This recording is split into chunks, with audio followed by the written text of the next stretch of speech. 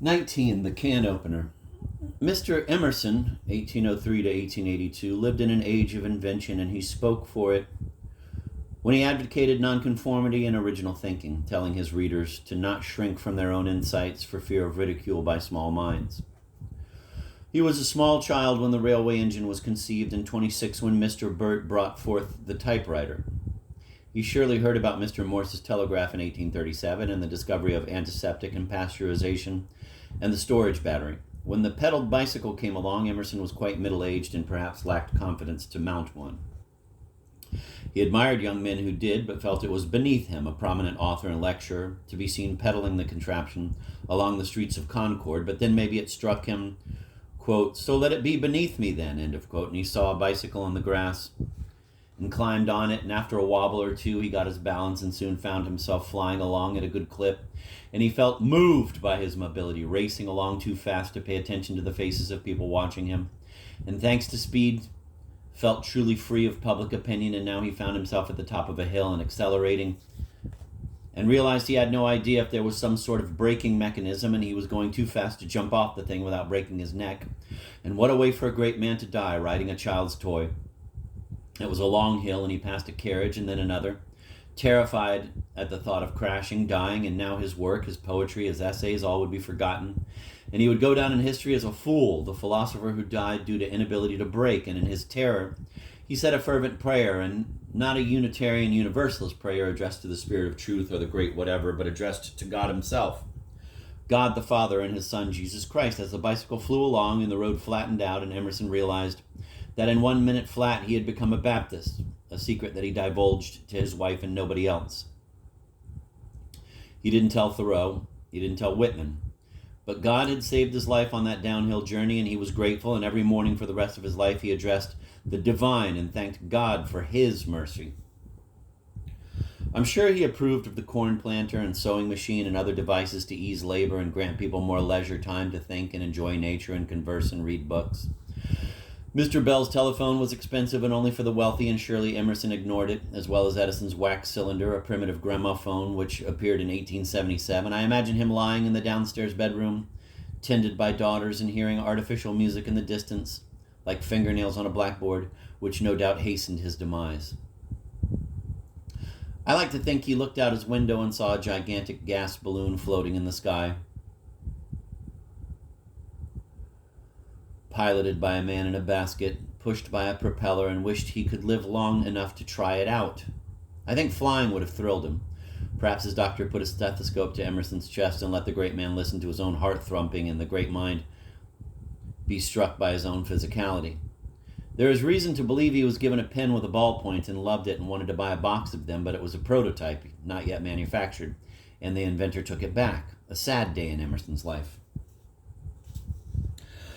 Did I already suggest that he, not Washington, is the true father of our country? Yes, I did. There are 39 Washington countries in America. There are 39 Washington counties in America, plus Washington Parish in Louisiana. That's enough for him. The state of Washington could be renamed ZZ, the nickname of the Lakota chief Crazy Horse, whose given name, Thesunk Whitco, is too hard for us to pronounce. Our nation's capital should be renamed Emerson. He owned no slaves, and his friendship with Thoreau shows he was more open to LGBTQ. Henry, if not G, was certainly Q.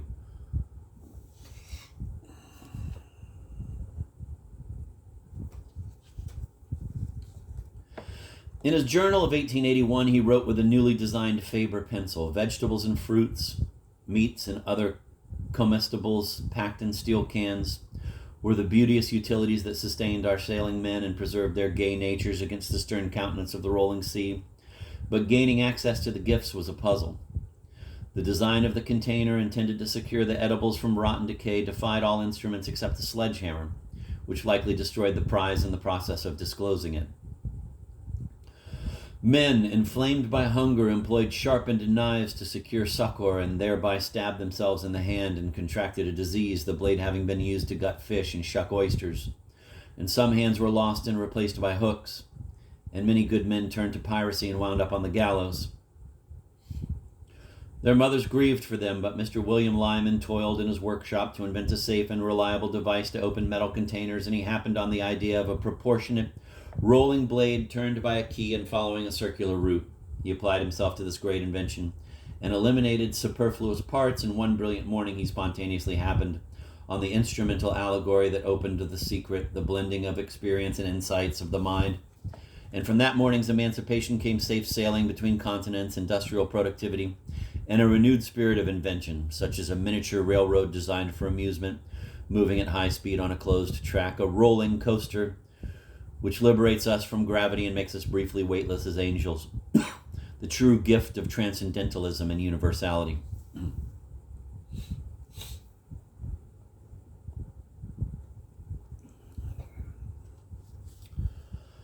That was Emerson's last journal entry before he lapsed into silence, the anticipation of the roller coaster that would enable millions of Americans to experience the wild ride he had on a bicycle that had brought him to acknowledge the grace of God that universalism had denied.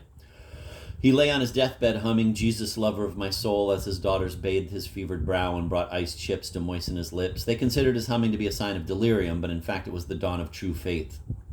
He died in a state of wonderment, and the daughters pulled the sheet up over his face and took the journal and tore out the pages with the tribute to the invention of the can opener and the vision of the roller coaster, and the pages were tucked into a hymnal, which made its way west and wound up in Minneapolis in a Salvation Army store where my mother bought it for $1 and which I inherited, along with her black cane. I found the journal pages, and being an English major, I immediately recognized the initials RWE as Emerson's. And I turned the pages over to the University of Minnesota Library, which gave them to the Emerson Society, and there is still controversy among scholars about their authenticity, which I am not going to argue here. I have nothing to add to what's already been said. As Emerson said, the idea of authenticity is flawed by a certain falseness, and yet there is profound truth in the meanest lie.